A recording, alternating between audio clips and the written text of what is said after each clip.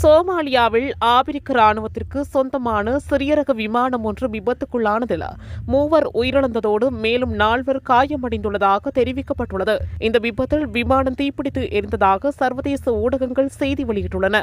சோமாலியாவில் அல் ஷபாப் கிளர்ச்சி படையினருக்கு எதிரான உள்நாட்டு போரில் அரசுக்கு ஆதரவாக அமைதி காக்கும் பணியில் ஆப்பிரிக்க ஒன்றியத்தின் ராணுவம் ஈடுபட்டு வருகின்றது. இந்த நிலையில் மொகடிஷி நகரில் உள்ள விமான நிலையத்தில் சிறிய ரக விமானம் தரையிறங்கும் போது இந்த விபத்து சம்பவித்துள்ளது. குறித்த விமானத்தில் 7 பேர் இருந்ததாகவும் ஏனையவர்கள் காயமடைந்த நிலையில் வைத்தியசாலைகள் அனுமதிக்கப்பட்டுள்ளதாகவும் சர்வதேச ஊடகங்கள் தெரிவிக்கின்றன.